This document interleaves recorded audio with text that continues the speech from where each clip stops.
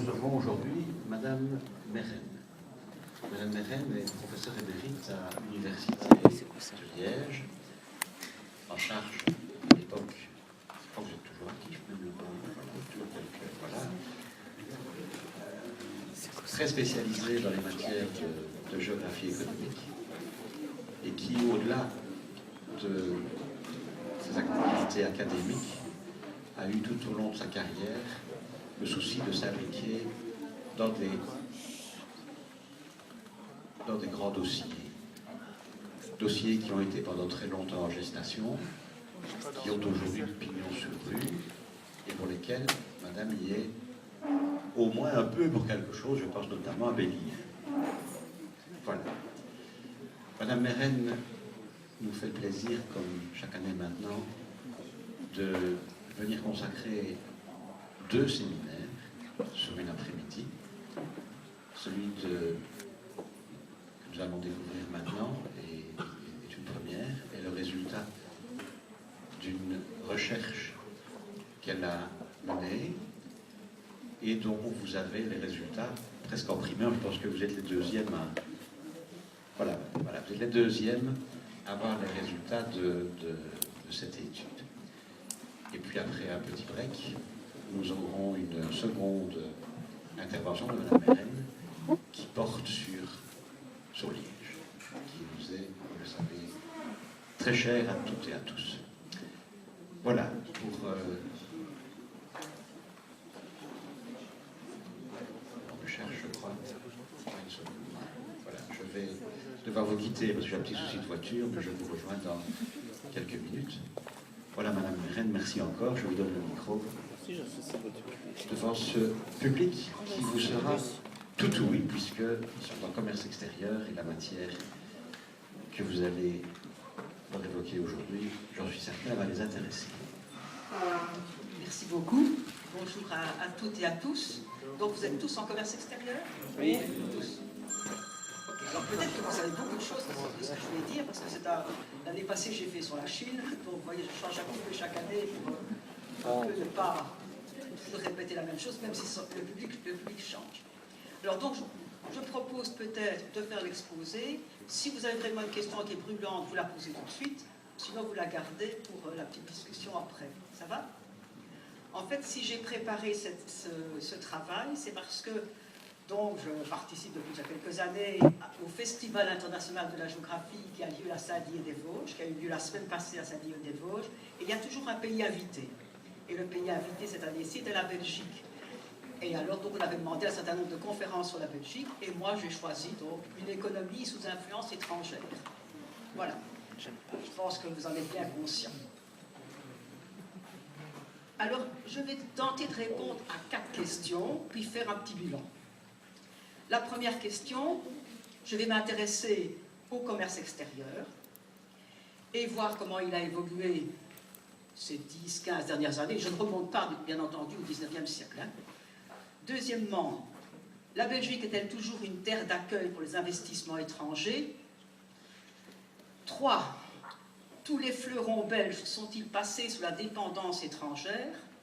Je veux dire que j'avais commencé à préparer ma conférence au mois de juillet, j'ai dû changer continuellement un certain nombre de petites choses, et vous allez comprendre pourquoi, notamment.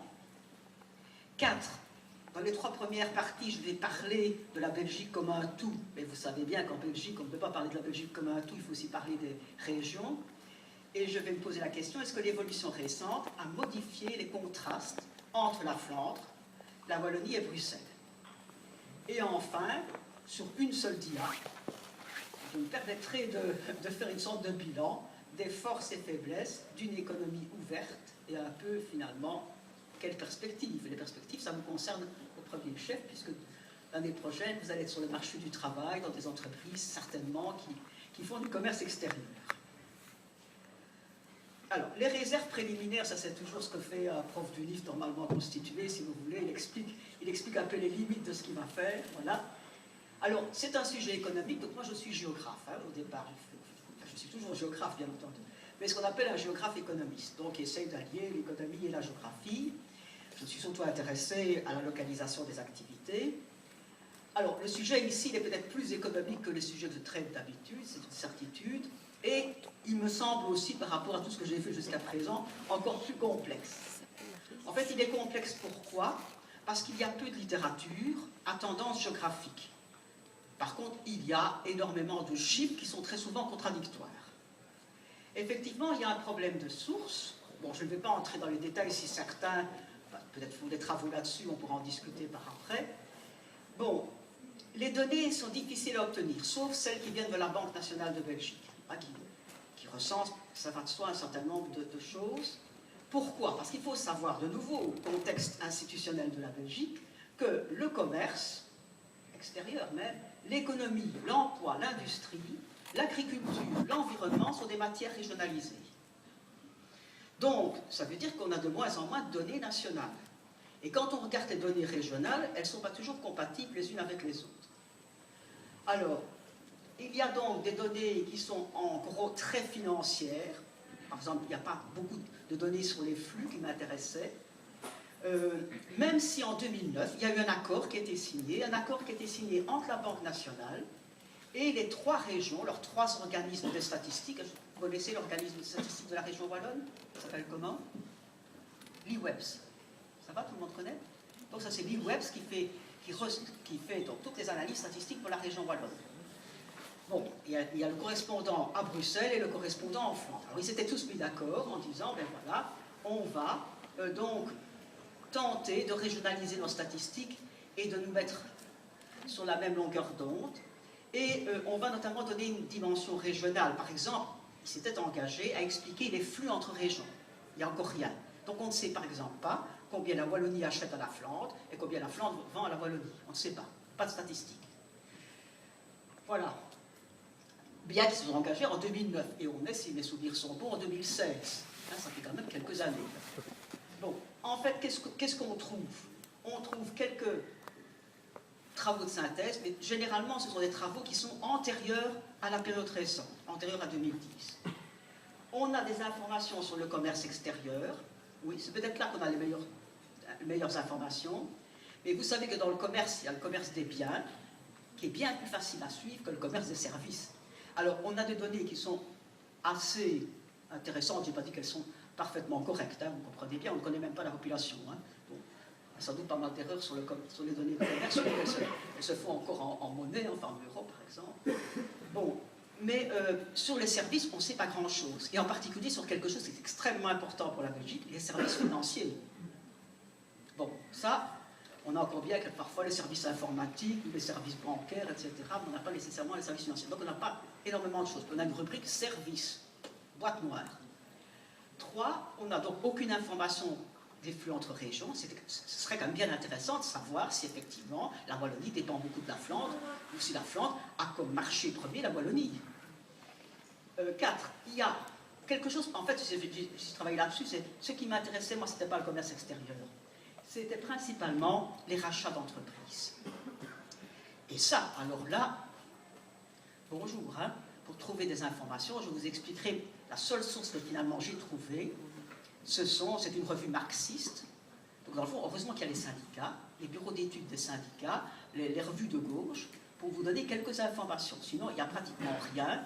Oui, la presse de temps en temps crie bien fort lorsque, il y a peu de temps, Lufthansa vous rachetez la compagnie aérienne belge. Ça, oui, on a des données dans la presse. Mais la presse ne permet quand même pas de faire des études scientifiques. Hein. Bon, je n'ai pas dit que les journalistes n'étaient pas des gens sérieux, mais on ne sait pas, sur base de coupures de presse, faire une étude un peu importante.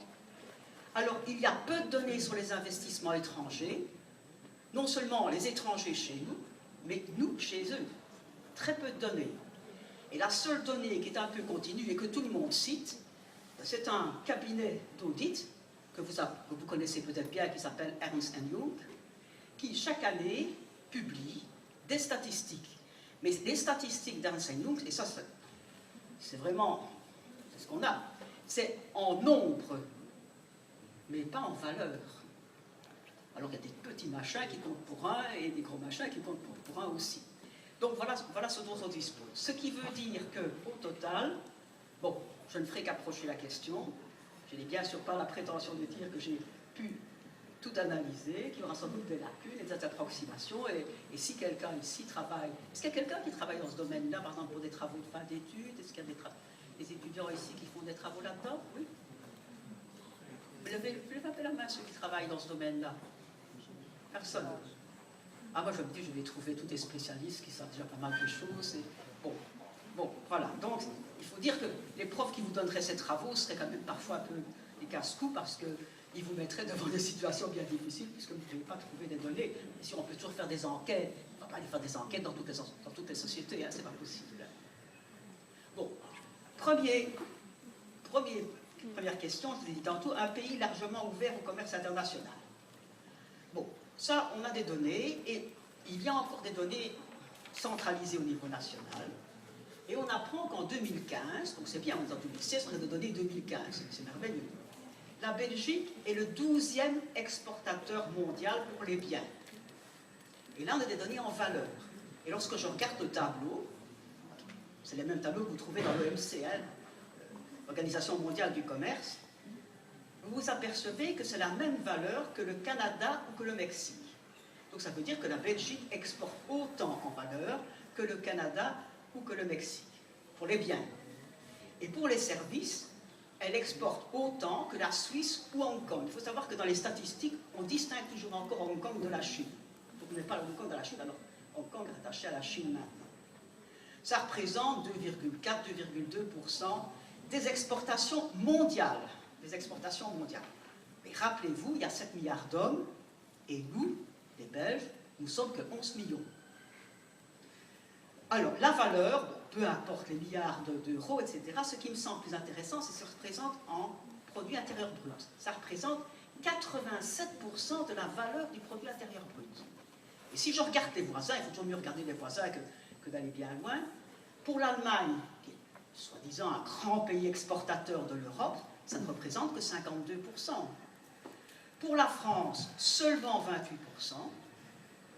28%. Mais les Pays-Bas font aussi bien que nous. En fait, le vrai concurrent qu'on a, ce sont les Néerlandais. Ils font aussi 87%. Les biens représentent presque les 3/4 de la valeur des exportations. Ça veut dire, bien sûr, que les services, ce ne sera plus qu'un quart. Alors, l'évolution maintenant. L'évolution, je suis remontée, parce que les chiffres le permettaient, à 95. De 95 à 2013, vous avez une augmentation de 56% de la valeur des exportations. Bien entendu, en euros courants, et pas constant. Ah, vous savez la différence, je pense, vu votre spécialité. La part de la Belgique au niveau mondial, elle diminue depuis 95. Mais c'est le cas de la plupart des grands pays. Pourquoi? Tout le monde trouvera facilement la réponse, parce que les pays émergents, ça va de soi, exportent de plus en plus. Donc le vieux continent européen voit sa part diminuer dans les exportations mondiales. Et nous, en fait, nous diminuons de 2,9%. C'est plus que l'Allemagne et que les Pays-Bas. Donc ça veut dire que l'Allemagne et les Pays-Bas se comportent un peu mieux que nous, mais c'est moins que la France et le Royaume-Uni qui se comportent moins bien que nous. On voit très bien à travers ces chiffres, j'ai fait la conférence la semaine passée en France, combien la situation française me semble beaucoup plus dégradée encore que la situation belge. Hein. Et on peut comprendre l'inquiétude des Français. Hein. Du moins en matière industrielle et en matière d'exportation, etc. Alors en fait, quand on n'a pas bien sûr toutes les données précises, mais d'après les interviews des responsables, on vous dit que les activités d'exportation sont circonscrites à un nombre relativement restreint de firmes. Ce sont surtout les plus grandes. Et que beaucoup de petites firmes ne vont que très peu sur le marché international. Or, je suppose que c'est dans des petites que la plupart d'entre vous trouveront une place. Hein, ou vous avez déjà fait votre stage, peut-être dans une société qui tentait d'exporter. Et on sait bien qu'aujourd'hui, c'est un peu un maître mot, s'informatiser, exporter pour la survie des PME. Alors, qu'est-ce qu'on exporte? Vous allez voir par après, mais en gros, on n'exporte pas des choses à très haute valeur ajoutée. On exporte encore des produits assez traditionnels. Et ce qui veut dire que on va perdre sans doute avec le temps, puisque la concurrence est bien plus forte sur des produits traditionnels que sur des produits à haute technologie. Alors voici le graphique qui vous montre un peu l'évolution des exportations depuis 2004. Ce sont donc des exportations de biens, ce sont des valeurs Les colonnes représentent des valeurs. Vous voyez que ça a augmenté jusqu'en 2008. 2008, tout le monde sait ce que c'est la crise financière. Diminution très forte en 2009, légère remontée en 2010, et puis depuis lors, pratiquement, presque une stagnation. Alors, à qui exporte-t-on? Alors là, c'est assez marqué. Si je prends l'Allemagne, la France et les Pays-Bas, vous allez tout le temps voir les trois mêmes pays, mais pas toujours au même ordre. Donc l'Allemagne, la France et les Pays-Bas, ça fait 43,8% pour 2015, c'est la dernière valeur, mais c'est toujours à peu près ça. Hein. Donc presque la moitié à nos trois voisins. En Europe, on exporte plus de 75%. Et rien qu'en Europe, Union européenne, 72%. Donc on se rend bien compte que l'essentiel de nos marchés, sont d'abord et avant tout des marchés européens. L'Asie, ça ne fait que 10%. Et l'Amérique, encore moins de 10%, 8,3%. Alors, les produits. Vous voyez que la première catégorie de produits, ce sont des produits chimiques. La Belgique, chimie et pharmacie, c'est là où la Belgique, généralement, se positionne assez bien. Et on voit qu'ici, la chimie, ça fait pratiquement 25% des exportations. Puis on passe le deuxième poste, c'est déjà des équipements de transport. Donc on n'est déjà plus qu'à 10%. Puis des machines et des équipements, 10% également. Des produits minéraux, des plastiques, etc. Alors je me suis amusé, parce que ça c'est un peu plus fun, j'allais dire, il faut comme parfois un petit peu s'amuser quand on fait ce genre de choses. Eh bien la Belgique est premier exportateur au monde d'un certain nombre de choses. Alors regardez de quoi on est les premiers. De barres, de profilés de fil en zinc. Quand on dit je veux autre chose, je ne sais pas.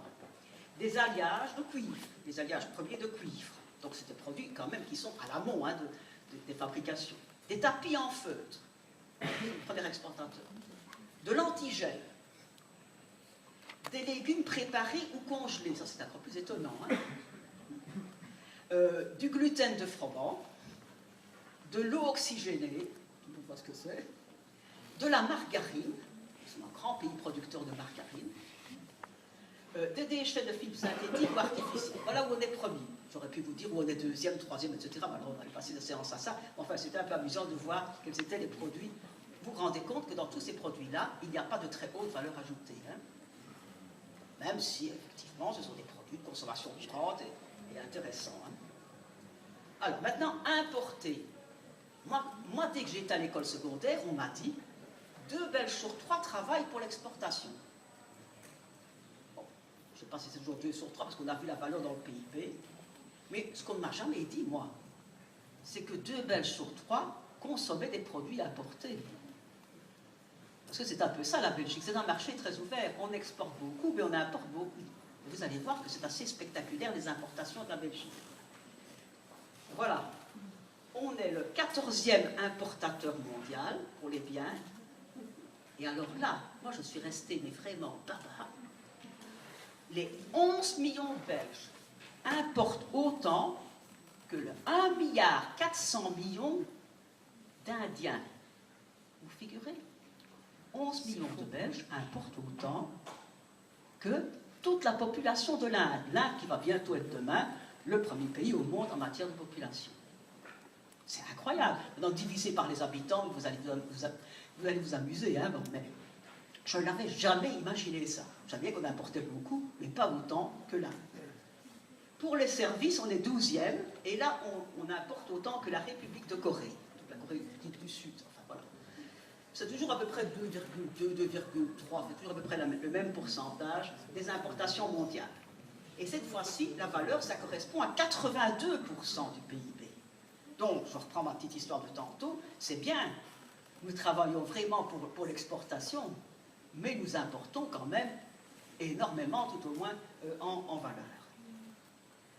Alors, les biens, ça représente plus de 75% des importations, donc soit une valeur un peu plus forte que pour les services, donc on importe encore beaucoup de biens, nous, hein, plus finalement qu'on en exportait.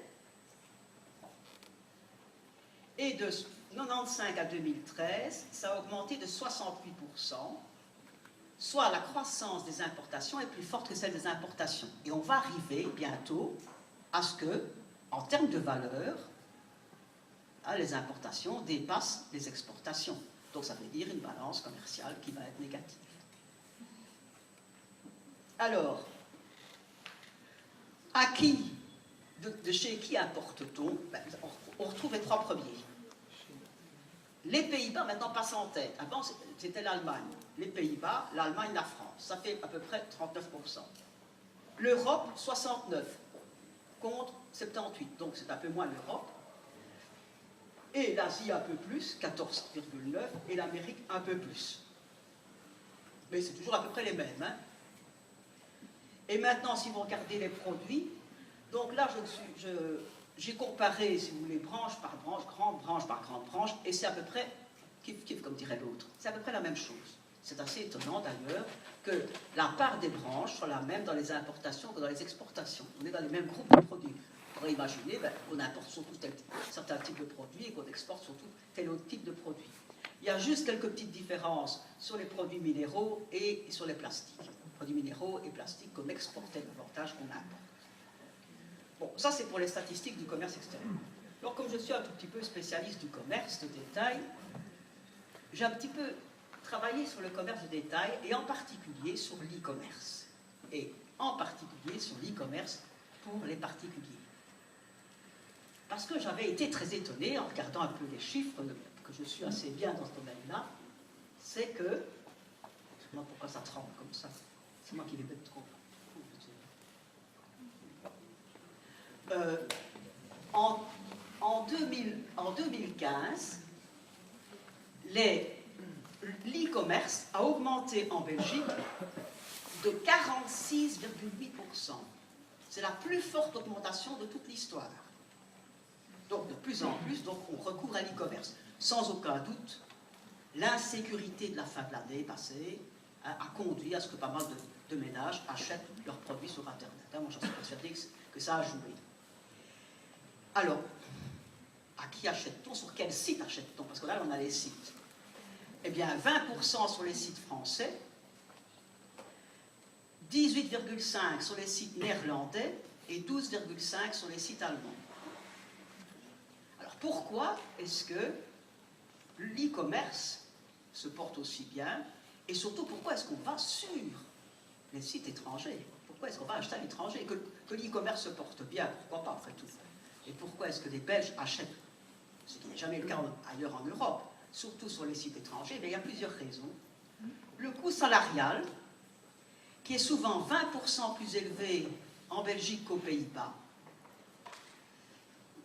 Donc ce qui fait que les produits qui viennent des Pays-Bas, et on a même aujourd'hui toute une série de sociétés qui vont installer leur webshop aux Pays-Bas. Je ne sais pas si vous en avez rencontré dans vos contacts avec les firmes, mais de plus en plus, elles vont s'installer aux Pays-Bas. Deuxième avantage aussi des Pays-Bas, et parfois même un peu de la France, c'est la flexibilité de l'emploi. Vous savez qu'on parle tout le temps de flexibilité de l'emploi, c'est un leitmotiv. Par exemple, en Belgique, le travail de nuit est très réglementé. Or, on sait très bien que le commerce sur Internet, si on n'est pas capable de recevoir une commande à 10 heures du soir et d'automatiquement de préparer la commande et de l'envoyer pendant la nuit, le consommateur va être extrêmement mécontent parce que lui, il s'imagine que quand il a commandé, ça doit être au pied de sa porte dans le matin. Bon. Donc, le travail de nuit est fondamental dans l'e-commerce. Or, en Belgique, le travail de nuit est très réglementé. Parallèlement, il y a beaucoup de pointes dans l'e-commerce, des pointes saisonnières qui sont liées au type d'achat. On se doute bien qu'il y a pas mal de cadeaux pour les fêtes de fin d'année, mais par exemple, je suis allé visiter, je ne sais pas si vous connaissez, le plus grand centre de commerce de la région liégeoise, qui est Checkers, qui est installé au sein. Donc, ils font venir des chaussures de sport en grande partie et ils vendent sur le marché européen. Eh bien, 30 à 40% de leur chiffre d'affaires se fait en février-mars, avant la saison. Donc, les chaussures arrivent massivement par conteneur, d'abord au port d'Anvers et puis en camion jusqu'au Sarre. Et à ce moment-là, ils ont 700 ou 800 personnes. Le reste de l'année, ils ont parfois que 150 personnes. Donc, on voit bien que pour les chaussures, on ne vend pas des chaussures de la même façon toute l'année. Même chose si vous prenez des vêtements, bien sûr si vous prenez des livres, tout ce que vous voulez, voilà, voyage. Donc il y a une très grande fluctuation. Et vous ne savez pas y faire face si vous avez une législation qui est très contraignante. Je dois engager du personnel, puis je ne peux pas le licencier, etc., etc. Il n'y a pas... Bon. Donc la Belgique a cadenassé assez bien jusqu'à présent l'emploi, sur la demande des syndicats, la demande du personnel, etc. Les Pays-Bas sont beaucoup moins régulateurs que nous. Troisième chose, les coûts de transport, assez étonnamment, ils sont moins élevés quand un camion part des Pays-Bas pour venir livrer en Belgique que quand un camion part de quelque part entre Anvers et Malines pour livrer en Belgique. De nouveau, problème de paiement des chauffeurs, etc. Ce n'est pas le carburant est à peu près au même prix, et les camions aussi. Absence d'une plateforme de paiement de référence. Il y a une plateforme aux Pays-Bas qui est vraiment extrêmement intéressante, qu'on n'a pas en Belgique. Et on n'a pas non plus de traitement, un système de traitement alternatif de plainte, parce qu'il y a quand même des produits qui s'égarent de toute façon. Et donc ça fait aussi un déficit pour la Belgique. Ce qui explique, et à plusieurs reprises nos hommes politiques ont fait remarquer qu'on était en train de perdre une partie de notre e-commerce, généralement ici souvent les Pays-Bas, en raison finalement d'un marché du travail qui est totalement différent. Mais je me suis après intéressé au marché maintenant physique, aux achats en magasin.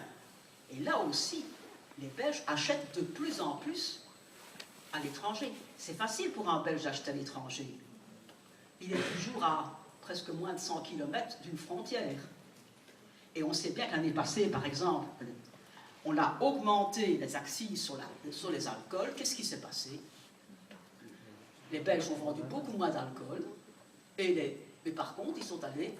commerçants belges, mais les clients belges, ils sont allés massivement s'approvisionner en France, au Grand-Duché de Luxembourg et ailleurs. Hein. Donc voilà. Et donc là aussi, les achats physiques, hein, où je paie ma voiture jusqu'à la grande surface française ou luxembourgeoise, etc., ont fortement augmenté. L'année passée, c'était une augmentation de 29% des achats étrangers de Belges physiques. Ça représentait 2,8 milliards d'euros. Ce qui veut dire qu'aujourd'hui, les Belges, vous comme moi, peut-être pas vous et peut-être pas moi, mais les consommateurs belges, nous achetons pour 5,8 milliards à l'étranger, en raison de législations qui sont un peu différentes. Hein. Et alors, moi, ça me fait dire quelque chose. Nous souffrons de quoi? Pas de trop d'Europe, nous souffrons de trop peu d'Europe. C'est quand même malheureux qu'au sein de l'Union européenne, on ne soit pas capable de réguler tout ça. À la limite que les produits viennent bon marché de l'Amérique latine ou de l'Asie, je peux encore le comprendre, on est dans un autre monde. Mais finalement, nos vrais concurrents, ce n'est pas l'Asie du Sud, ce n'est pas l'Afrique du Nord, ce n'est pas l'Amérique du Sud. Nos vrais concurrents, ce sont les Allemands, ce sont les Néerlandais et ce sont les Français, voire un peu les Anglais. Alors, quel bilan dresser? Ça reste quand même positif, parce que nos échanges continuent à augmenter, on n'en voit pas tellement, mais ils augmentent quand même.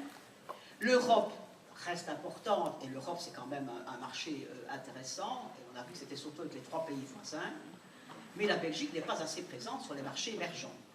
Donc sur les marchés comme par exemple l'Inde, le Brésil ou d'autres.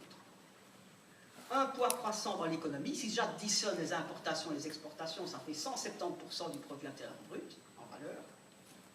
La Belgique est le 6e importateur ou exportateur de l'Europe, des 28, les 6e sur 28. Une balance commerciale qui reste positive, mais je crains, et je suis presque certaine, mais enfin je n'ai pas joué dans le soleil, que dans peu de temps, la balance ne sera plus positive. Parce qu'on voit vraiment le différentiel diminuer avec le temps. Alors, comment est-ce qu'on peut expliquer le succès de la Belgique à l'exportation en particulier? Bon, il y a une tradition du commerce extérieur. C'est un peu le cas souvent des petits pays. La situation géographique qui facilite les choses. Hein, on est un petit peu au cœur du marché de l'Europe du Nord-Ouest. On a des grands groupes internationaux qui se sont localisés chez nous, pas pour nous, mais justement pour conquérir ces marchés-là. Par exemple, si je prends le cas de la chimie ou des produits pharmaceutiques que j'ai déjà cités tantôt, le marché intérieur il est assez limité et saturé, donc il faut bien aller ailleurs. On a des produits phares. On sait très bien que, même si ça n'apparaît pas dans les chiffres, etc., mais le chocolat, par exemple, ou d'autres produits, dans des biscuits, etc., sont assez réputés en Belgique. Et on a une politique volontariste extrêmement forte. tout Premier ministre a toujours forcé l'exportation en particulier. Et vous savez, je ne sais pas si vous savez, moi j'étais étonné parce que je ne me souvenais plus, c'est en 93 qu'on a régionalisé le commerce extérieur, ce qui est ridicule, hein, entre nous.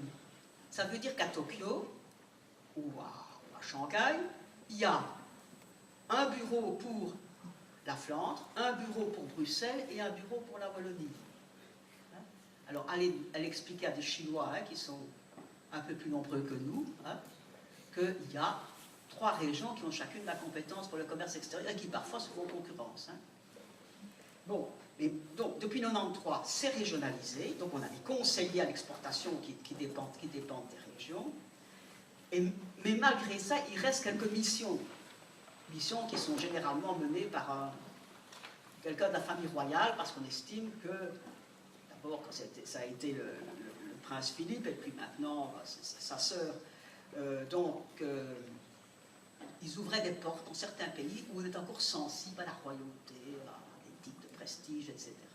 Et encore aujourd'hui, il y a des missions qui sont des missions nationales, malgré que la matière est régionalisée, où le ministre de l'économie, parfois le ministre de l'économie flamand, le ministre de l'économie bruxelloise, le ministre de l'économie wallonne, donc on est déjà à 4, plus le ministre de l'économie nationale, part avec un certain nombre d'industriels, de directeurs de sociétés de services, avec le prince ou la princesse maintenant, pour aller vendre les atouts de la Belgique. Donc ça n'a pas changé à travers le temps, on est toujours assez proactif. Bon, pas de questions sur le commerce extérieur, on pourra les prendre par après si vous voulez, hein, sauf si quelqu'un a quelque chose à rappeler ou à dire. Les investissements étrangers. Alors, qu'est-ce que ça représente? Ça, c'est déjà beaucoup plus difficile. Hein, les statistiques, ça commence à se compliquer. Le premier, ça allait encore. Bon, il semblerait qu'il y ait dans les firmes étrangères en Belgique 570 000 emplois. Ça veut dire 21% de l'emploi du secteur privé, hein, donc est dans les mains des étrangers. Ça veut dire 1 sur 5. En France, c'est 1 sur 8. Donc on va tout de suite le différentiel avec la France. J'ai mis plusieurs comparaisons avec la France parce que j'allais en France la semaine passée, les Français, si on ne parle pas un peu d'eux, vous savez, je crois qu'ils sont très heureux. Ça représente 50% de la valeur ajoutée par l'industrie. Donc 50% de la valeur ajoutée par l'industrie belge est dans les mains de sociétés étrangères. Ça représente 20% de la valeur ajoutée totale de l'économie belge. Et alors, plus inquiétant peut-être, 60% de la part des dépenses en recherche-développement privé, donc ce qui n'est pas financé par les pouvoirs publics. Donc 60% des recherches en RD sont financées par des entreprises étrangères qui sont installées en Belgique. Alors si on regarde les secteurs, c'est ce que montre le graphique, qu'est-ce que l'on voit? En premier lieu, la pharmacie. Hein, on a un peu des géants de la pharmacie mondiale. L'industrie automobile, mais l'industrie automobile, on sait très bien ce qu'il en advient. Hein, on a peut-être sauvé un peu Renault à Villevorde, mais on n'a pas sauvé Opel à Anvers, ni Opel ni Volkswagen. Bon, des machines, des meubles, du papier, de l'impression, du textile, de l'alimentation notamment. Alors, pourquoi cette importance de firmes étrangères en Belgique? Ça, moi, j'avais travaillé ça dans ma thèse doctorale, je vais dire à la belle époque. Et on remarquait, dès les années 60, j'avais commencé à partir des années 60, dès les années 60, on remarquait une volonté de tous les niveaux de pouvoir en Belgique d'aller chercher des investisseurs étrangers pour renouveler notre base industrielle. Quand ce n'était pas un ministre, c'était un gouverneur de province. Quand ce n'était pas un gouverneur de province, ça allait même parfois jusqu'à des bourgmestres de localités qui partaient au départ surtout aux États-Unis et puis un peu dans tous les autres pays européens et autres et asiatiques. Bon, donc il y a une tradition, si vous voulez, pour faire venir. Et les firmes venaient assez facilement en Belgique dans les années 60, parce qu'il faut se rappeler que les années 60, ce n'est pas du tout ce qui se passe aujourd'hui. La France, elle était vraiment très peu ouverte aux investissements étrangers, c'était le général de Gaulle, etc., la France aux Français, etc. Tandis que nous, on était très ouverts, on était plus polyglottes que les Français, donc on n'était pas trop mal situés, et donc pas mal d'investissements sont venus s'installer dès les années 60 en Belgique. Mais Maintenant, depuis maintenant une dizaine d'années, la situation est en train de s'inverser. Et qu'est-ce que l'on voit? De plus en plus, ces sociétés-là qui sont venues en Belgique, elles ferment.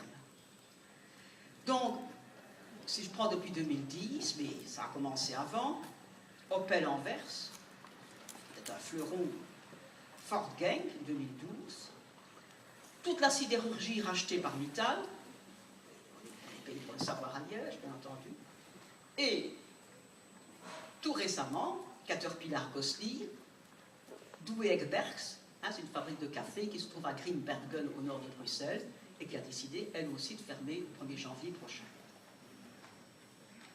Alors, quelle est la part véritablement dans l'économie des capitaux étrangers? C'est assez difficile, il n'y a pas vraiment une étude sur la Belgique.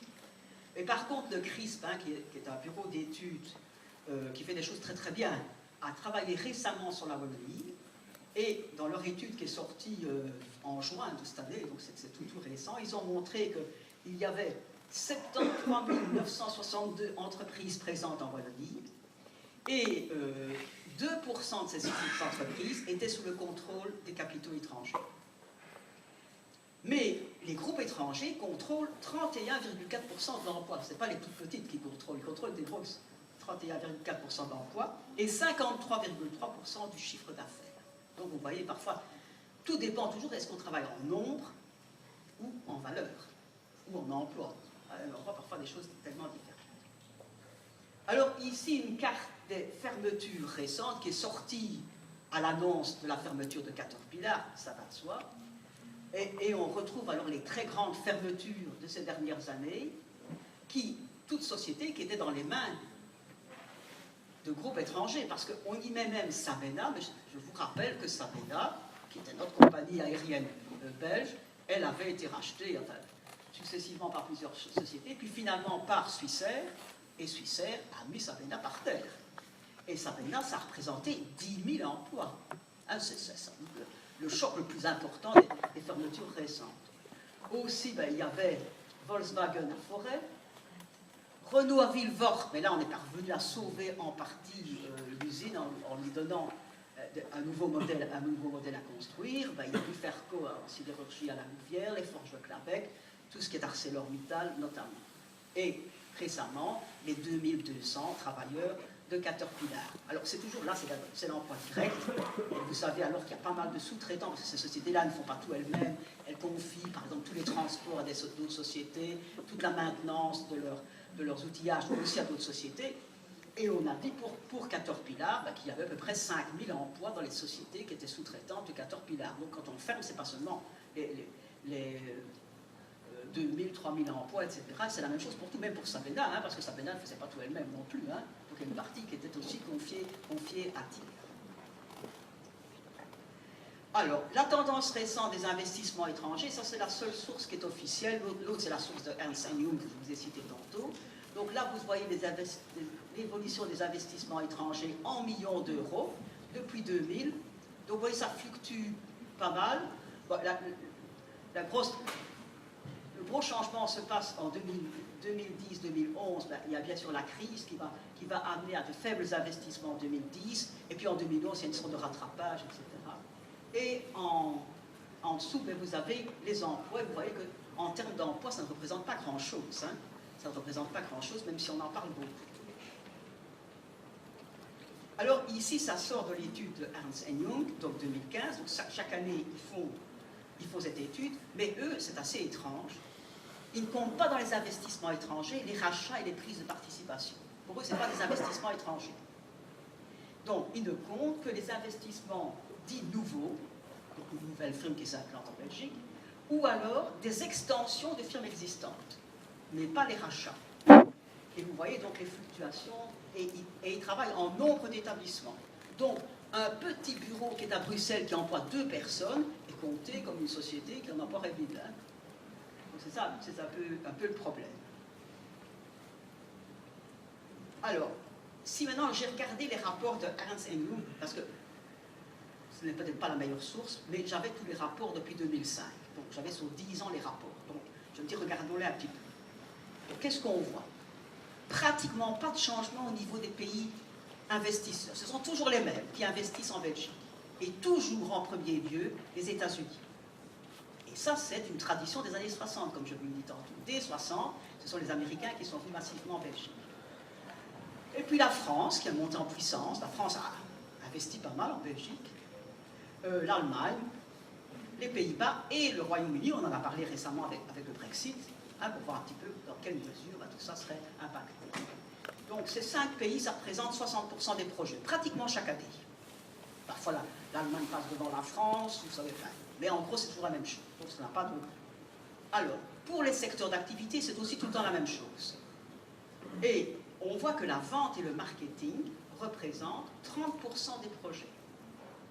Et 2/3 des projets nouveaux. Ça, c'est beaucoup de commerce de détail. Pas mal d'enseignes du commerce de détail, où c'est des choses qui sont souvent très très petites.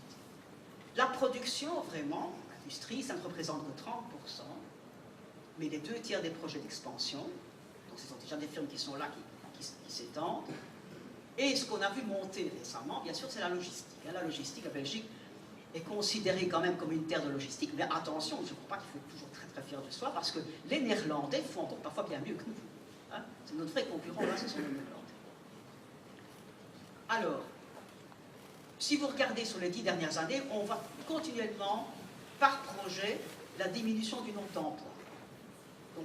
Donc ça veut dire que c'est de plus en plus des tout petits investissements. Et il semblerait même que depuis 2008, ça c'est une autre étude de Plant Location International, une autre boîte privée, qui a fait ses calculs, etc., et vous montre que les investissements étrangers, aujourd'hui, créent moins d'emplois que ceux qui sont supprimés dans les sociétés étrangères qui licencient du personnel. Et que l'on peut avoir certaines années des pertes de 9 à 10 000. Cette année-ci, on a 10 000 déjà rien que pour le mois de septembre. Cette année-ci, on va voir tous les records de fermeture ou de réduction de l'emploi dans les firmes étrangères. Je signale qu'ING, c'est étranger.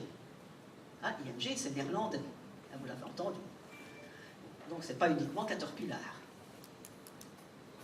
Alors, pour illustrer un petit peu les investissements, j'ai pris une belle image. Dont le Premier ministre précédent était très fier. M. Di Rupo était extrêmement fier de dire que le data center de Google s'était implanté dans le Hainaut. Essayez de savoir l'aide publique qu'il a reçue. Alors là, je vous dis bon courage, parce que ça, moi, je ne sais pas. Voilà. C'est à Saint-Guilain, donc Saint-Guilain, c'est la commune à l'ouest de Mons. Alors, la décision a été prise en 2007. Google a annoncé 250 millions d'investissements d'euros. Il a ouvert sa première phase en 2010. Puis il a décidé en 2015 de faire une deuxième phase. Ceci, c'est n'importe que la première phase. Je n'ai pas encore l'image de la deuxième phase, parce que c'était seulement décidé. 300 millions d'euros. Ils sont installés sur 80 hectares, donc 80 fois la place Saint-Lambert, ça va. Et alors le nombre d'emplois, vous cherchez, jusqu'à des questions parlementaires qui demandent combien d'emplois chez Google. Ah, non, c'est rien du tout. J'ai quand même trouvé, je dis, c'est là que bravo les syndicats, bravo les rapports des syndicats, etc., qui eux sont parfois bien plus. J'ai trouvé, au total, ça ferait 120 emplois. Donc vous voyez, ça c'est un peu les prototypes des investissements d'aujourd'hui. C'est pas un investissement qu'on a loué, hein. Tous les hommes politiques ont loué de façon remarquable. Bon, bilan positif, c'est vrai en investissement, mais peu en emploi. Je l'ai déjà dit. Alors, quels sont les atouts quand on... Il y a pas mal de gens qui ont fait des enquêtes en demandant aux firmes pourquoi est-ce que vous investissez en Belgique et pas ailleurs, etc. Qu'est-ce qu'on vous dit? C'est toujours à peu près la même chose. Hein. Tête de pont pour le marché européen, c'est à mon sens un bon argument et un vrai argument. Ça veut dire que dans un rayon de 500 km autour de la Belgique, prenez votre compas, faites 500 km, vous avez 200 millions de consommateurs. C'est extrêmement intéressant, il n'y a pas beaucoup d'autres situations de ce genre. Liberté d'établissement. En fait, les investissements étrangers en Belgique sont considérés comme des investissements belges. Il n'y a pas des choses que que les étrangers ne peuvent pas faire et que les Belges peuvent faire. Donc ils ont les mêmes droits que les Belges, ce qui est très rare. Dans les autres pays, les nationaux ont beaucoup plus de droits que les étrangers. Ils sont près de la sphère décisionnelle de Bruxelles, hein, près bien sûr de l'Union européenne, près de l'OTAN, etc. Les aides publiques sont assez généreuses. Les mesures fiscales, je vais y revenir tout de suite. La qualité des infrastructures en transport et en logistique. Une main-d'œuvre qualifiée, un potentiel en R&D, en particulier dans les universités, des prix immobiliers abordables, en particulier, c'est bien en Wallonie, les terrains sont relativement bon marché. Je lisais hier, mais je vous donne un chiffre qui n'a rien à voir avec ça, mais j'ai été sidéré aussi, il y a des chiffres qui m'étonnent. Dans la banlieue de Pékin, on vend des appartements pour le moment de 6 mètres carrés. Vous voyez ce que c'est? 6 mètres carrés. 2 sur 3. 150 000 $. 2 mètres sur 3. Il est certain que nos prix, d'ailleurs quand on regarde les prix des bureaux à Bruxelles par rapport à Paris, par rapport à Londres, à Bruxelles c'est 10 fois moins cher que Londres. Bon, disponibilité en terrain industriel, je l'ai déjà dit. Alors, qu'est-ce qu'ils n'aiment pas en Belgique, les investisseurs étrangers? Ce qu'ils n'aiment pas, c'est bien sûr la taille réduite du marché, mais ça ne s'est pas changé. Hein. Le climat politique sous-entendu n'aime pas l'insécurité. L'investisseur, il aime la stabilité. La pression fiscale, on va voir que ce n'est pas tellement sur les sociétés, c'est plutôt sur les personnes. Les charges salariales élevées. La puissance des syndicats. La Belgique est un pays beaucoup plus syndiqué, par exemple, que la France. Une main-d'œuvre pas assez multilingue, en particulier dans le sud du pays. La complexité des procédures administratives, hein, parce que vu les niveaux de pouvoir, il faut rentrer des papiers à beaucoup d'endroits. Et récemment, et en particulier ceux qui s'installent en Flandre, ça date d'il y a 2 ou 3 ans seulement, ils dénoncent les grands problèmes d'encombrement routier. Il faut savoir que la Belgique semble de plus en plus encombrée. On a été même jusqu'à écrire, mais je suis certaine que ce n'est pas vrai, que Bruxelles était la ville la plus embouteillée au monde. Mais écoutez la radio à 6 h du matin, vous verrez déjà qu'il y a des embouteillages à l'entrée de Bruxelles. Même chose pour Anvers, etc. C'est surtout un phénomène du Bruxelles et du nord du pays. Alors, les mesures fiscales maintenant. Moi, je crois qu'elles y sont quand même pour pas mal de choses. Alors, vous les connaissez peut-être, on vous a peut-être expliqué. Moi, je rappelle rapidement 2 choses. La Belgique s'est mise en tête, en fin 82, d'accueillir ce qu'elle appelle des centres de coordination. C'est quoi un centre de coordination? Ben, c'est un établissement qui occupe au moins 10 personnes d'un grand groupe international, spécialisé dans les services administratifs et financiers. Elle voulait les accueillir. On dit administratif et financier, mais je voulais souligner financier. Et elle leur a fait un régime fiscal tout à fait particulier. Et on a recensé en 2002, c'est ça, on a recensé en 2002 250 centres de coordination en Belgique. 250 centres. Et pour vous dire, à ce moment-là, lorsque l'enquête a été faite, on s'est aperçu que l'impôt que ces centres payaient était en moyenne de 1,36%. Alors que l'impôt moyen en Belgique, il est de l'ordre de 30%. Alors l'Union européenne est assez intervenue hein, dans le cadre de la respect de la concurrence, etc. Et elle a mis la Belgique en demeure de supprimer ces centres de coordination. Alors, la Belgique a dit oui, elle a traîné un petit peu, etc. Et finalement, ça a disparu totalement en 2010. Mais comme la Belgique souhaitait conserver ce type d'installation, elle a inventé autre chose. Les fameux intérêts notionnels. Vous connaissez peut-être aussi. Alors, les intérêts notionnels, c'est quoi? Et c'est permettre à des sociétés qui investissent sur fonds propres de traiter ces investissements comme si c'était des investissements extérieurs et de les déduire alors de leur base fiscale. Bon, et on a décidé quand même à ce moment-là d'appliquer ça non seulement aux investissements nouveaux, mais aussi aux investissements en place, non seulement aux investissements étrangers, mais aussi aux investissements belges, ce qui a bien sûr augmenté le bénéfice des sociétés et a coûté assez cher à l'État belge qui voudrait bien aujourd'hui réformer la fiscalité des sociétés.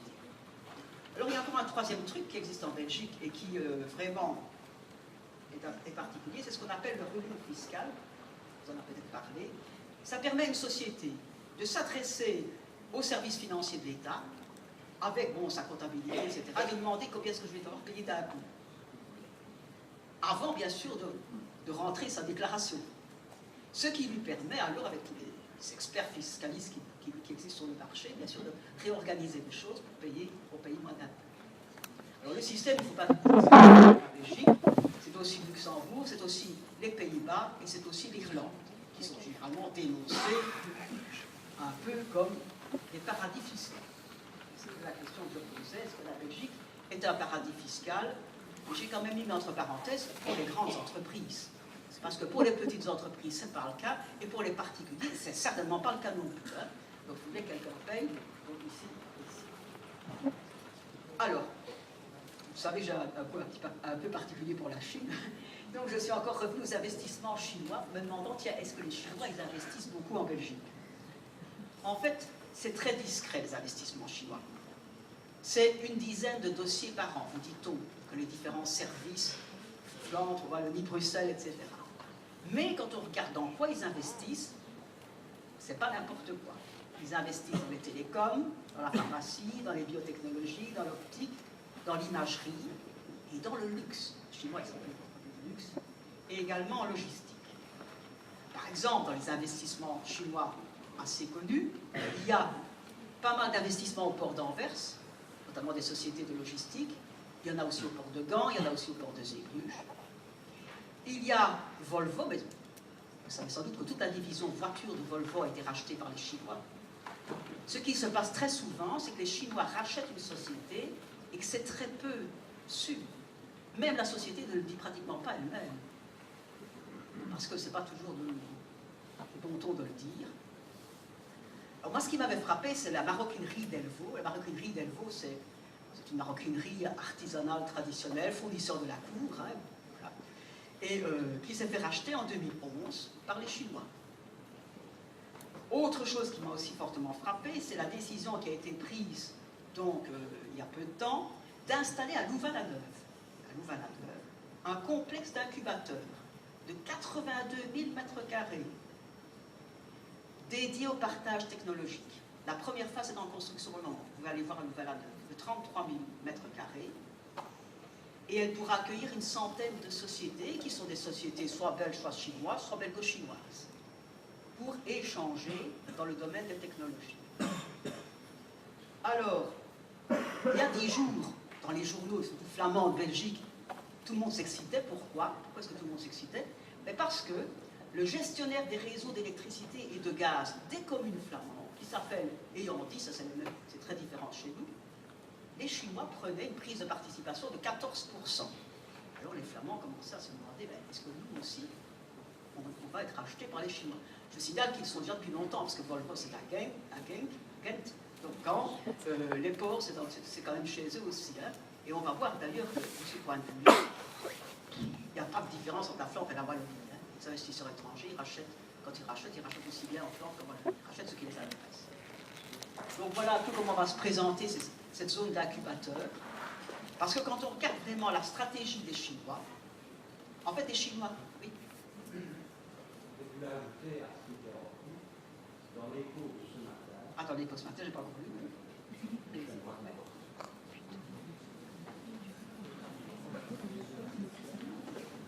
Vous évoquiez très pertinemment les négociations pour une prise d'intérêt d'Eyantis, mais dans le journal L'Écho de ce matin, on a annoncé que le gouvernement flamand confiait à une banque d'affaires une étude quant à la revente de sa participation de 25% dans ETIAS.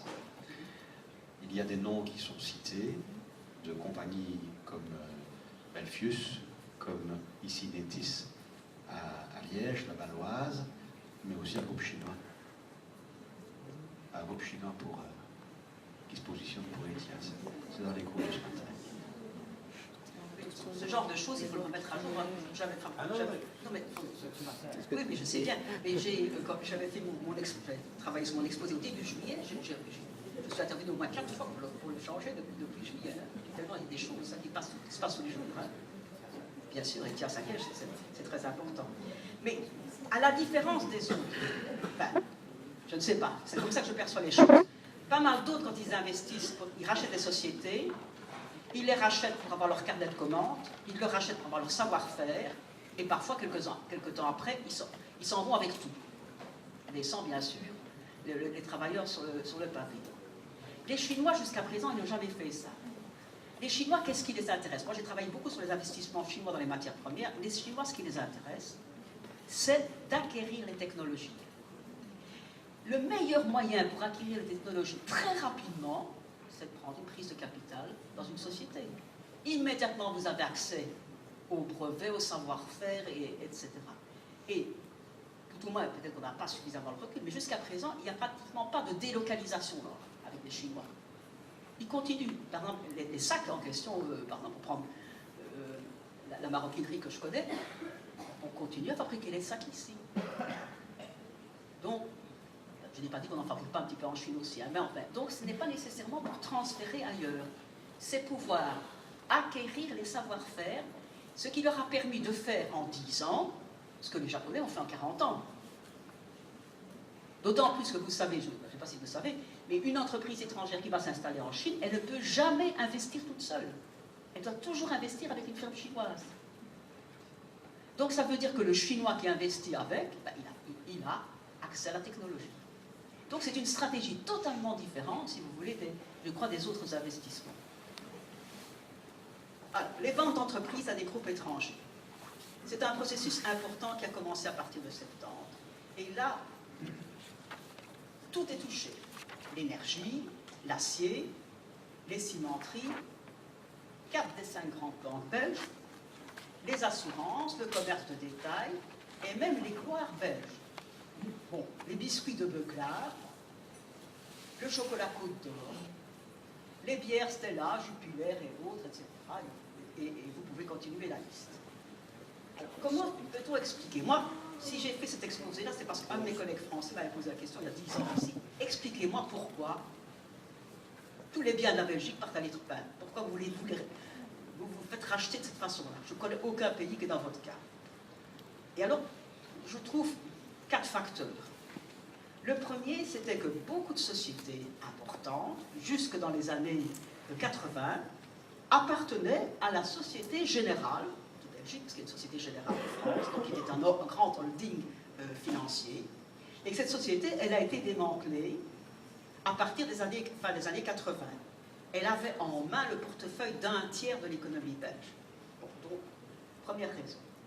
La grande bourgeoisie belge, qui avait investi beaucoup au XIXe siècle, au début du XXe siècle, elle aussi, progressivement, elle s'est retirée des affaires. Le cas le plus emblématique, c'est Albert Frère. Hein, on vend tout, ou c'est Gustave Boel. On vend la sidérurgie, et on investit dans quoi? Ben, dans les vignes, dans l'art, autre chose, enfin voilà. Donc la grande bourgeoisie belge n'investit plus dans d'autres familles encore peut-être un peu moins bien connues. Troisième raison, c'est que certaines sociétés veulent finalement s'étendre et elles cherchent alors des capitaux pour l'extension à l'étranger. Et puis alors c'est la mainmise, hein, Jean Vital, hein, qui vient et qui fait une OPA pratiquement sur Essilor, enfin bon, qui avait racheté le Cockerill, etc. Donc voilà un petit peu les 4 facteurs qui expliquent ces rachats de sociétés étrangères. Alors je m'étais imaginé pouvoir faire un tableau et des évolutions année par année, des rachats, etc. Bon courage, hein. Bon, parce que puisque je vous disais tantôt dans les statistiques du commerce extérieur, on n'a pas les rachats. Bon, j'ai cherché jusqu'au jour où je suis tombé sur une étude d'un économiste qui s'appelle Houben, qui a publié dans les cahiers marxistes. Donc, un travail qui n'est pas mal fait du tout, bon, qui me suffisait pour l'étude que je faisais, hein, c'était pas une thèse de doctorat déjà, qui me suffisait. Et il avait listé, lui, donc les principaux rachats, les principales fusions. On retrouve Général Biscuit, par exemple, hein, donc, qui a été acheté par Lube à France, etc. Glaverbell, on trouve Côte d'Or, acheté par Suchard, la Société Générale de Banque, rachetée par Société Générale de Banque, rachetée par Suez, Electrabel, l'électricité rachetée par Suez, enfin, on les trouve un petit peu tous. Je me suis amusé à essayer de continuer les rachats, parce que souvent, ben, il y en a un qui rachète, le deuxième rachète, le troisième rachète, etc. Mais il lui en manquait quand même quelques-uns. Je les ai un petit peu ajoutés, enfin ceux que je connaissais tout au moins, hein, parce qu'il faudrait faire une étude plus détaillée pour les trouver. En matière de distribution, le groupe GB, qui s'appelait, c'était le Grand Bazar d'Anvers, qui avait créé les premiers hypermarchés en Belgique, hein, et qui avait plus de 70 hypermarchés, pas mal de supermarchés, s'est fait racheter en 98 par Promotès, et l'année suivante, Promotès a fusionné avec Carrefour. C'est comme ça que Carrefour est entré en Belgique. Carrefour est entré en Belgique uniquement en rachetant GB. C'était en 99. Plus récemment, alors là vous vous en souvenez, Deleuze, mais ce n'était déjà plus Deleuze, hein, c'était des fonds de pension. Hein. Donc, Deleuze était d'abord racheté par des fonds de pension, et puis Deleuze s'est fait racheter a fusionné avec Ahold. Ahold, c'est le premier grand distributeur des Pays-Bas. Je voyais dans la presse d'hier que Deleuze maintenant met quelques produits Ahold dans son assortiment, au même titre qu'Ahold met quelques produits Deleuze, et progressivement, mais ce sont les mêmes produits, hein, mais enfin voilà. Alors, Quick, tout le monde connaît Quick, qui était une création de GB, hein, au départ c'était une création GB, racheté par Burger King en juillet 2016, donc c'est récent. L'Empiris, un distributeur ici d'électricité verte, liégeois, racheté par Total, en juin 2016. Bruxelles Airlines, lorsque la Lufthansa a pris son option, hier, et dans la Libre Belgique d'aujourd'hui, ça c'est dans la Libre Belgique d'aujourd'hui, ça je l'ai vu, donc le PDG de Lufthansa dit, ben voilà, effectivement, on conservera encore le nom quelques temps, puis le nom va disparaître, et de nouveau, donc, alors que Bruxelles Airlines avait été remis sur pied pour remplacer, entre guillemets, Sabena. Voilà. Donc, ça mériterait vraiment de faire une thèse doctorat ou de faire quelque chose de vraiment de plus détaillé que ce que j'ai pu faire, mais on ne peut être que sidéré par les rachats. Enfin, mais alors j'ai pris les banques. J'ai pris les banques avant qu'on parle d'ING, j'avais pris les banques avant. Parce qu'en fait, il y a 5 grands groupes bancaires en Belgique.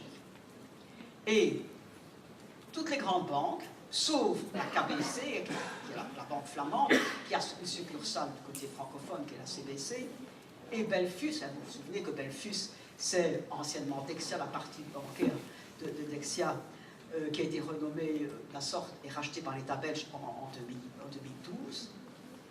À part ça, à part KBC et Belfius, tout le reste est dans les mains des étrangers. Donc 80% de l'activité bancaire belge est sous la dépendance de l'étranger. Et ça s'est vraiment accéléré à partir de la crise financière de 2007-2008. Pourquoi est-ce qu'ils sont aussi pressés de venir en Belgique, qui est quand même un petit pays avec des réseaux bancaires quand même? Mais parce qu'en Belgique, vous savez, le côté écureuil du Belge, le Belge, il épargne beaucoup. Donc, il y a beaucoup d'argent dans les banques belges, grâce à l'épargne des Belges. Alors, j'ai écrit ça avant l'histoire d'ING, donc j'ai écrit ça. Il y a 4 problèmes à ça. Les centres de décision s'éloignent de la région. Et il est toujours bien plus facile de fermer quelque chose quand on est même à 500 km, et bien sûr quand on est à 10 000 km. J'explique à mes étudiants, pour des fermetures industrielles, c'est extrêmement facile pour un patron qui est quelque part, je ne sais pas moi, à New York ou ailleurs, d'éteindre une petite lumière sur la carte qui est dans son bureau et qui signale toutes ses implantations dans le monde. Il n'aura même pas son bureau investi, envahi par les syndicats. Et la firme sur place, généralement, le patron local, il le sait parfois quelques heures, quelques minutes avant les syndicats. On a dit, on l'a encore répété pour Caterpillar, on l'a répété aussi pour ING, etc. Donc, éloignement des centres de décision pour l'obtention du financement, le maintien des agences, etc. Augmentation du risque de transfert de fonds depuis les filiales succursales belges vers leur maison mère, notamment en période de crise. S'il manque de l'argent en France, ce serait intéressant de regarder un petit peu l'argent qui est passé, notamment de Fortis vers la banque française. En période de crise, il y a des transferts d'argent qui se font, on reste dans le même groupe bancaire. L'aggravation du risque d'utilisation des dépôts des épargnants à des fins spéculatives, parce qu'on peut aussi prêter à bon escient, mais on peut aussi prêter pour faire autre chose. Et il est certain que ça affaiblit fortement la supervision exercée au niveau national. Alors sur ce document, vous avez donc les grandes banques belges, donc la Deutsche Bank, dont on parle beaucoup aussi, qui n'est pas en très bonne santé, mais moi, à ma connaissance, l'Allemagne ne veut pas la laisser tomber, ce serait inimaginable. Enfin bon, et on sait très bien que Mme Merkel et tous ses conseillers de toutes sortes, hein, ils réfléchissent pour le moment. Le groupe BNP Paribas, Fortis, hein, avec, dont la Poste, par exemple, la banque de la Poste dépend d'eux. Hein, ceux qui étaient incarnés à la Poste, ça dépend de ce groupe-là. ING avec ces deux réseaux, Record-Bank, on en a parlé, puisque c'est les agences de Record-Bank, ING de Fermé et ING Belgique. Et puis le Crédit Mutuel, qui traite avec BO-Bank, etc., etc. Donc voilà un petit peu le panorama du secteur bancaire belge, avec toutes ces sociétés sous la main des étrangers. Qu'est-ce que l'on peut dire? Le bilan, il est très mitigé. J'ai quand même mis une chose à l'actif. À l'actif, j'ai mis que les groupes belges se retrouvent dans des groupes étrangers, plus importants, qui leur assurent peut-être, tant bien que mal, leur survie à l'échelle internationale. Mais au passif, il y a beaucoup de choses. Plus grande fragilité, les décisions sont prises en dehors du territoire. Presque toujours, quand on fusionne, on restructure. Pourquoi? Pour réaugmenter la rentabilité. Et vous voyez des actions qui remontent le lendemain ou le surlendemain, c'est certain. Donc, perte d'emploi, c'est toujours. Des rachats qui peuvent conduire à des fermetures, parce qu'on rachète aussi pour fermer. J'ai beaucoup d'exemples, notamment dans l'industrie. Et ça accentue ainsi la désindustrialisation.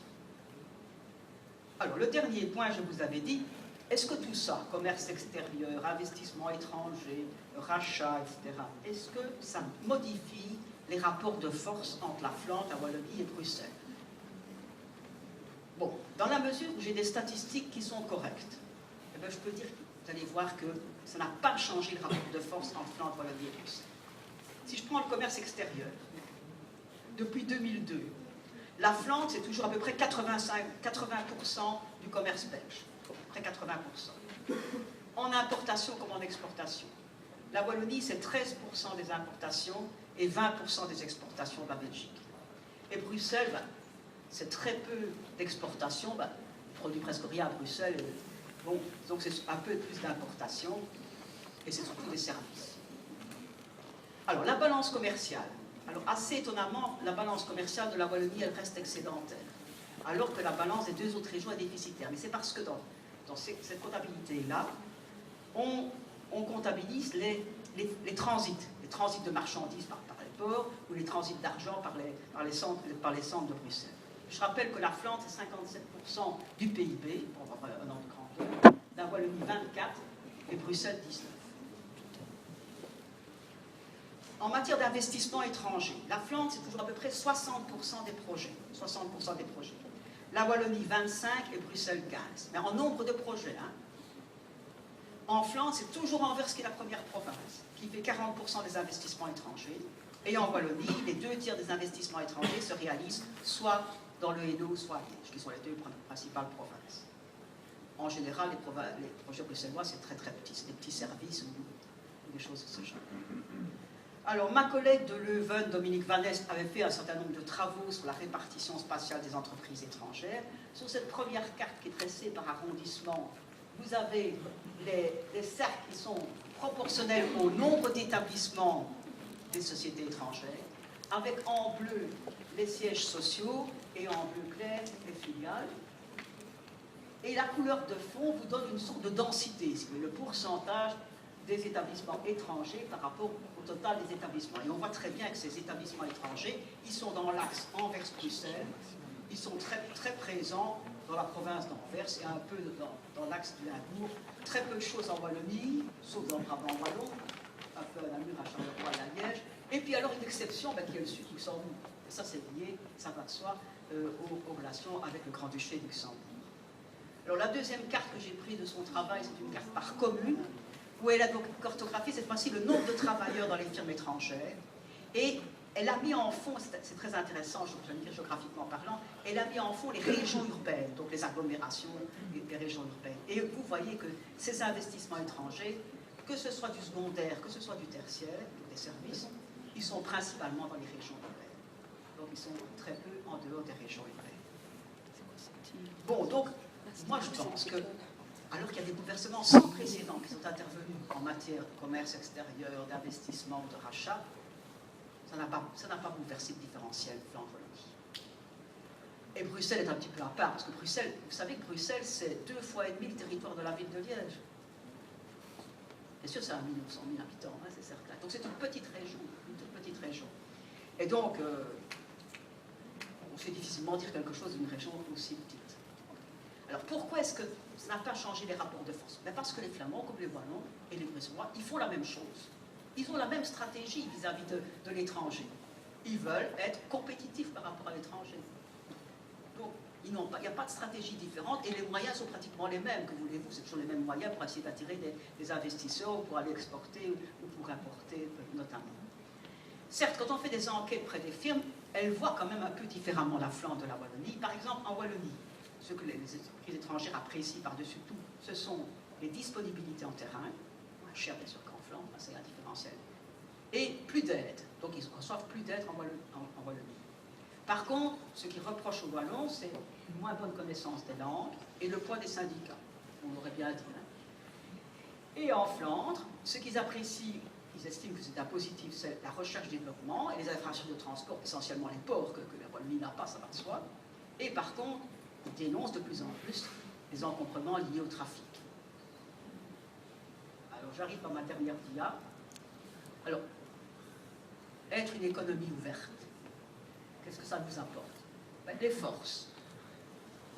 Le pays, bien qu'ils soient tout petits, je vous ai dit tantôt, 11 millions, et tantôt je leur ai dit un chiffre qui m'a vraiment frappé, je dis pour monsieur, c'est que les 11 millions de Belges importent autant que le 1,4 milliard indien.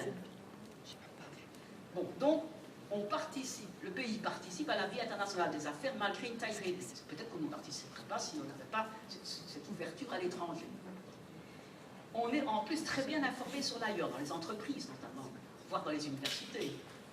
On peut s'inscrire dans les nouveaux créneaux du monde des affaires et on peut tirer parti de cette ouverture au monde international. Et pour le monde universitaire, c'est de la recherche ou de l'enseignement supérieur, haute école, etc.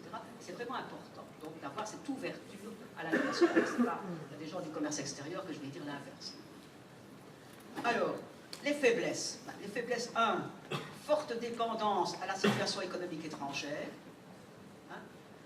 Quand l'Allemagne est un peu malade, la Belgique, elle est encore plus malade. On est très très dépendant de l'économie allemande, d'abord et avant tout. Hein? Déjà avant l'euro, hein, parce que notre monnaie était arrivée aux marques. Bon. Donc on est très dépendant de ce qui se passe. Vous avez vu tantôt, ce sont nos premiers clients, nos premiers fournisseurs. Donc on est très dépendant d'eux. Alors, on est dans un jeu de concurrence où il faut tout le temps réduire ses coûts de production et sa fiscalité pour accroître ses avantages comparatifs. Tout le monde regarde ce que fait le voisin et il fait un petit peu plus pour attirer les investisseurs. Les investisseurs, ils sont très très gâtés, bien entendu. Et la concurrence est de plus en plus forte. Donc, comme je disais tantôt, il manque un régulateur qui devrait être l'Europe. Et 3, c'est que les pouvoirs publics, ils savent pratiquement rien faire. Moi, je crois que c'est malhonnête de leur part, d'ailleurs. Je vais dire naïf de la part de la population, de croire que le ministre-président, que le Premier ministre, que je ne sais pas qui, pourra faire quelque chose. Je m'en souviendrai toute ma vie, le jour où on annonçait la fermeture de Renault à Villevorde. Renault, c'était la commune, Villevorde, c'était la commune du Premier ministre de l'époque. Il a un peu gonflé le torse, il a dit « Attendez les amis, moi je vais aller en France, parler au président de la République, et vous allez voir ce que vous allez voir. » Il est revenu peu. Évidemment, il y a une négociation qui s'est faite avec Volkswagen non, elle a été fermée, Renault. C'est avec Volkswagen que la négociation s'est faite. L'usine a été fermée. Alors que Renault-Villevorde était une des plus performantes de toutes les usines Renault. Mais la France, à ce moment-là, voulait réorganiser, enfin Renault France voulait réorganiser son réseau. Et maintenant, M. Magnette, qui est non seulement ministre-président, mais qui est aussi bourgmestre de Charleroi, que pourra-t-il faire pour Caterpillar? Pas grand-chose. Pas parce qu'il n'est pas compétent, c'est pas ça que je dis. Parce que je pense que le jeu dépasse totalement les politiques. Mais le bon peuple croit encore que le ministre va pouvoir faire quelque chose. Je crois qu'il faudrait qu'un jour ils disent, mais non, expliquez dans quel jeu on joue. Hein, on joue dans un jeu, véritablement, et lors d'une fermeture d'entreprise, que n'a pas dit M. Marcourt sur la fermeture de la sidérurgie liégeoise. On a été jusqu'à donner à ArcelorMittal des quotas de CO2 qu'on a été chercher dans d'autres sociétés. Parce que Mittal voulait des quotas de CO2, il n'en avait pas pour lui. Et Marcourt est parvenu à lui donner des quotas de CO2. Il a eu ses quotas de CO2, il a quand même fermé. Hein. Donc, qui s'appelle X, Y, Z, qui soit CVP, socialiste, libéral, l'écolo n'a pas été pris à ce jeu-là, mais enfin, et tous les partis seront confrontés au même problème.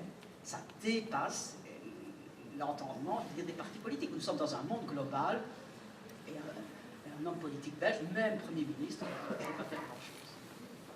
Alors, une dernière chose que j'ai ajoutée, que j'ai mis entre les deux, parce que ça peut être à la fois... Parce que quand on parle de la relation avec l'extérieur, il y a quelque chose que je n'ai pas cité jusqu'à présent. C'est ce qu'on appelle les travailleurs détachés. Vous savez ce que c'est, les travailleurs détachés? Donc, ce sont des travailleurs qui sont détachés de leur société, ils sont généralement des sociétés étrangères, pour venir travailler en Belgique pour des sociétés belges. Et qui généralement coûtent moins cher. Pourquoi? Parce que les cotisations sociales sont payées dans le pays d'origine. Eh bien, il y a maintenant, dernier recensement du 30 juin, il y a 215 000 travailleurs détachés en Belgique, alors qu'il n'y en avait que 106 000 en 2010. Donc ça a doublé. Alors, d'où viennent-ils, ces travailleurs? Alors là, j'ai été tout à fait étonné une nouvelle fois, 29% des Pays-Bas. Et 13% de Pologne. Pologne, tout le monde le disait, hein, c'est le fameux plombier, etc. Mais ils viennent encore davantage des Pays-Bas. Et 57%, c'est ce qu'on attendait, sont dans le domaine de la construction. Regardez le nombre de chantiers, ici dans le quartier, moi j'ai regardé, hein, Deleuze, le nouveau Deleuze. Vous avez vu qui construisait a construit le nouveau Deleuze? La Tour des Finances, vous avez vu qui a construit la Tour des Finances? Bon, pas aller loin, il faut même pas aller à Bruxelles. Hein. Donc ce sont des travailleurs qui travaillent parfois pour des opérateurs belges qui ont sous-traité à un opérateur étranger, etc., pour des jeux de cascade, etc. Et ça aussi, ça tue l'emploi, en particulier dans le secteur de la construction et dans le secteur des transports, qui sont les deux qui sont les plus vulnérables. Voilà ce que je voulais vous dire. Et pour terminer, merci de votre attention.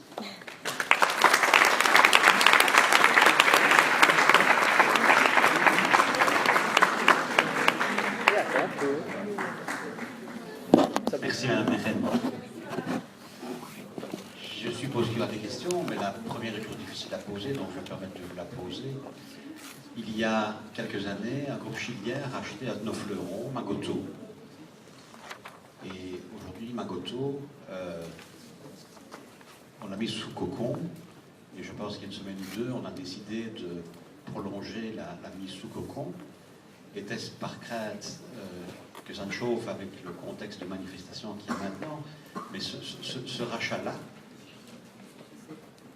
et dans la même commune, il y a Chaudfontaine aussi qui est passé entre les mains de Coca-Cola. Ça vous inspire quoi de voir Chaudfontaine comme ça? J'ai cité les fleurons belges, j'ai pas mis Chaudfontaine, hein, j'avais mis Condor, etc. Voilà. Toutes les marques qui sont vraiment très, très prégnantes. Non, mais ça accentue ma crainte quand même face à un mouvement que je trouve qui, depuis 10 ans, 20 ans, non seulement c'est pas ça, hein, c'est pratiquement une asymptote, hein, ça va progressant. Aussi, non seulement, y aura-t-il encore des Belges dans la commande, hein, c'est certain. Bon, dans certains cas, ils continuent à rester en Belgique parce qu'effectivement, par exemple pour Chaudfontaine, pour les eaux, ils sont quand même très contraints dans leur localisation. C'est que l'eau, on la prend dans le sous-sol. On ne peut pas les se mettre n'importe où. Hein, on peut pas les... Parce que c'est l'eau de Chaudfontaine. Enfin, c'est comme la brune, c'est comme Spa, Monopole. Donc c'est certain. Mais malgré tout, le fait que le commandement soit sous les mains étrangères donne quand même moins de marge de manœuvre donc à la Belgique.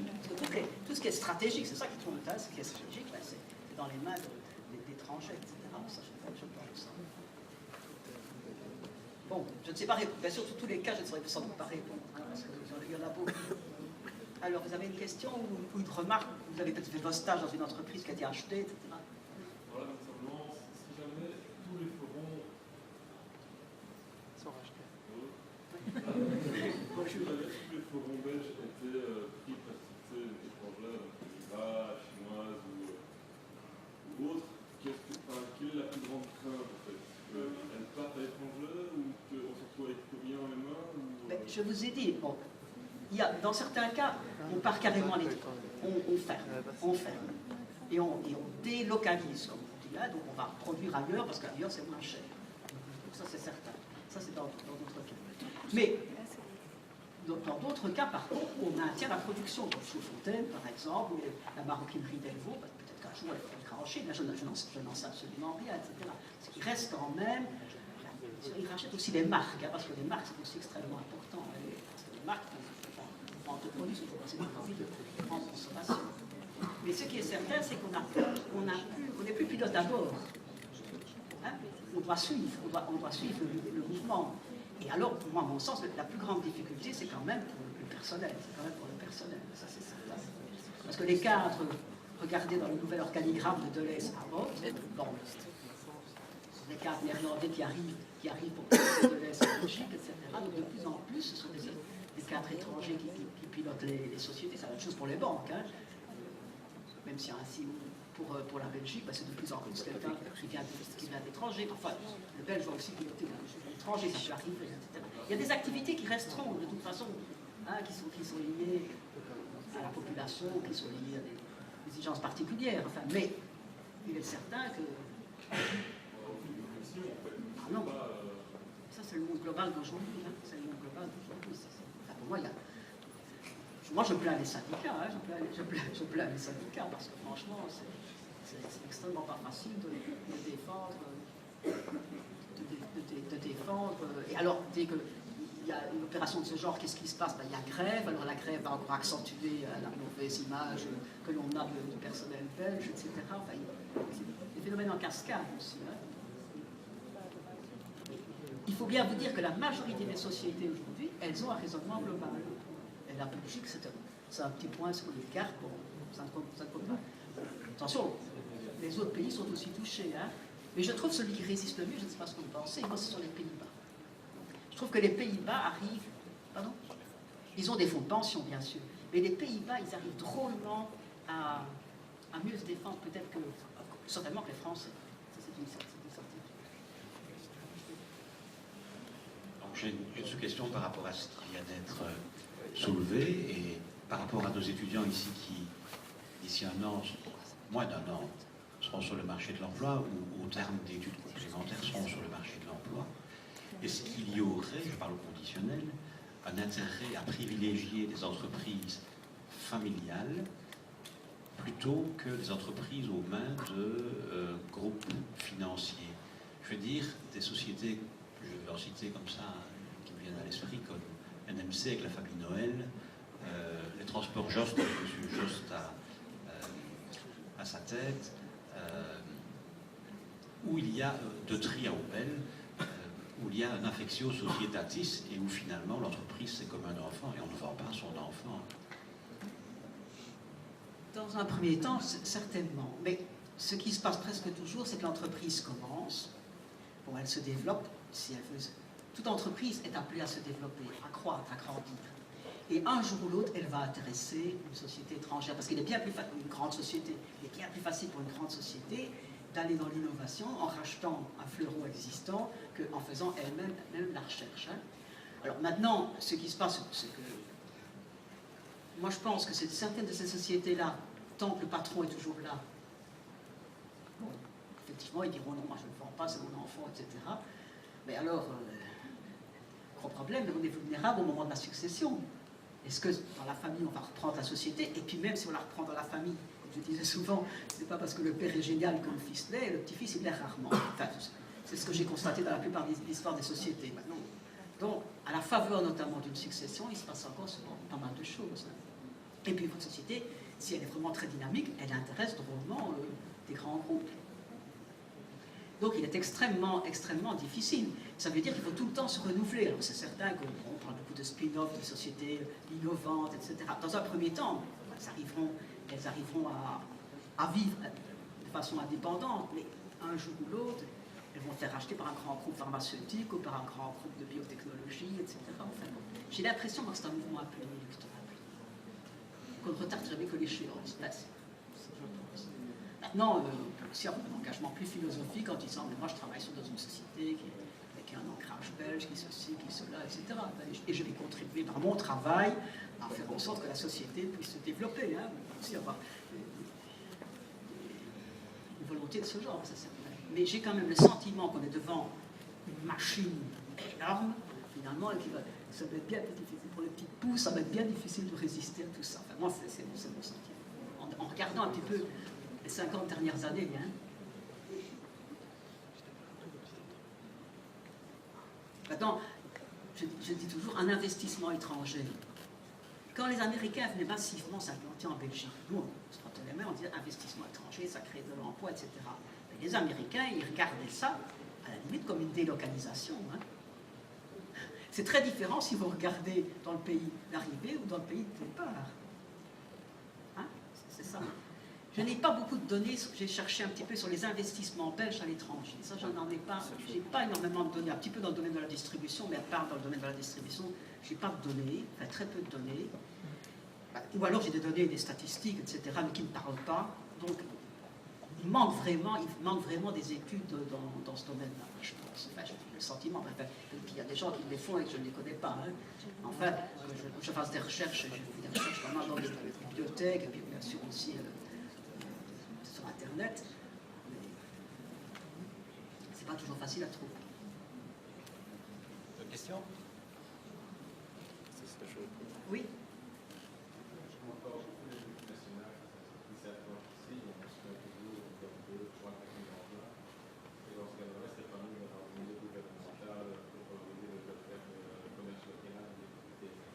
Oui, mais est-ce que l'on va pouvoir vivre uniquement avec du commerce local? Moi, je suis un grand partisan des circuits courts, rassurez-vous. Hein. Bon, alors, dans le domaine peut-être de l'alimentation, des fruits et des légumes, on peut peut-être y arriver. Enfin, il y a encore. Hein, qu'est-ce que ça représente? C'est comme le commerce équitable. Ça a déjà vu ça représenté dans les statistiques. Hein. Et les circuits courts, ce que ça représente, pas grand-chose. On dirait que c'est qu'un début et il faut aller plus loin. Mais je pense qu'on est dans un monde où il est presque impossible de vivre au niveau local. Vous savez, il y a eu des expériences qui ont été faites, par exemple, par des couples qui se portaient volontaires pendant un mois, qui ne voulaient consommer que local. Ils ne tenaient pas. Il y avait plein de choses qu'ils ne pouvaient plus. Je ne parle pas des oranges et des bananes, hein, parce que ça, c'est pas grave. Mais enfin, il y a plein de choses qu'ils ne pouvaient plus faire. Hein. Il y a plein de produits qui ne sont pas produits chez nous. C'est ça. Bon. Alors, ce serait vraiment changer totalement le modèle économique, alors que depuis 100 ans, il va dans ce sens-là. Ça ne veut pas dire qu'on va essayer de faire quelque chose, hein, on est d'accord. Mais je crois qu'on est dans un monde très très ouvert et vous y participez comme moi. Hein. Oui.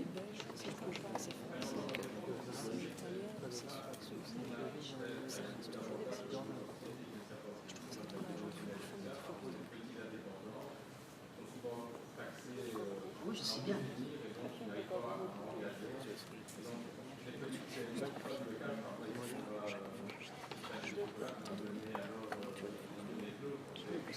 Du 30, enfin, on est tous 30.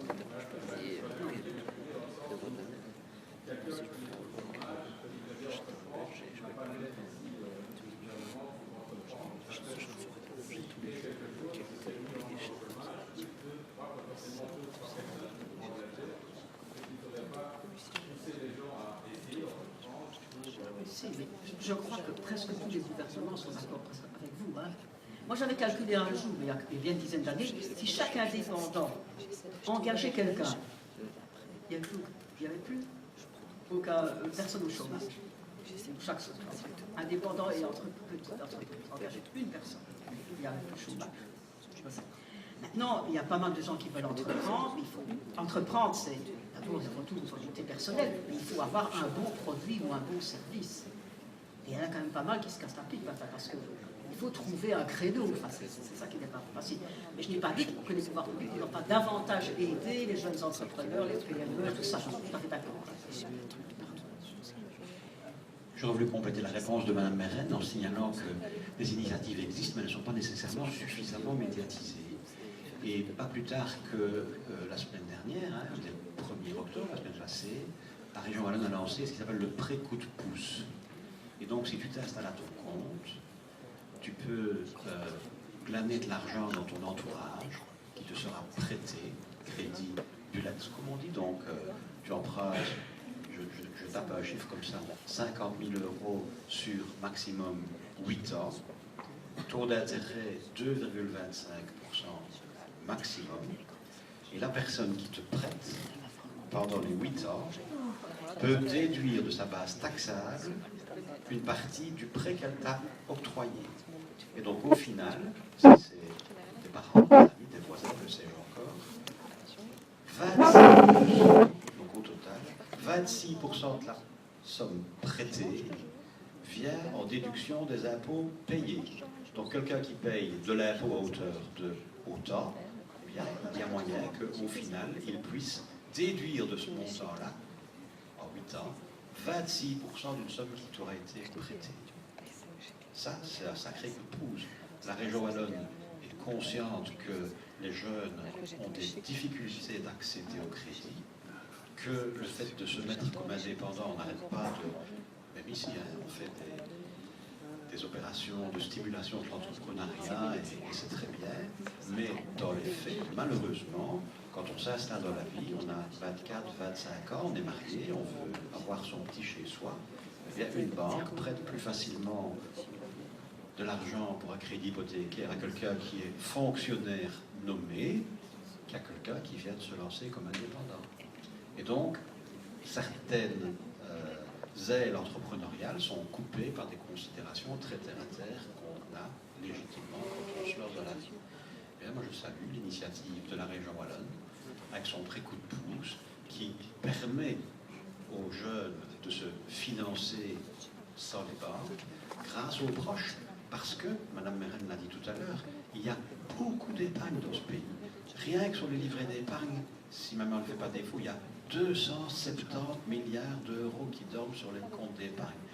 Avec ce seul produit financier, les livrets d'épargne, on est à plus de 70% du PIB, hein, madame.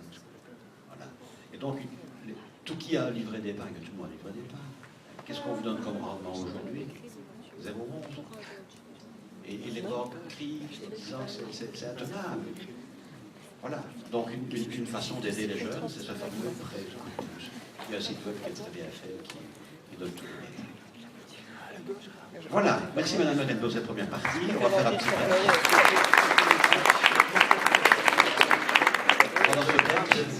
Pendant ce break, je comprenais les présences.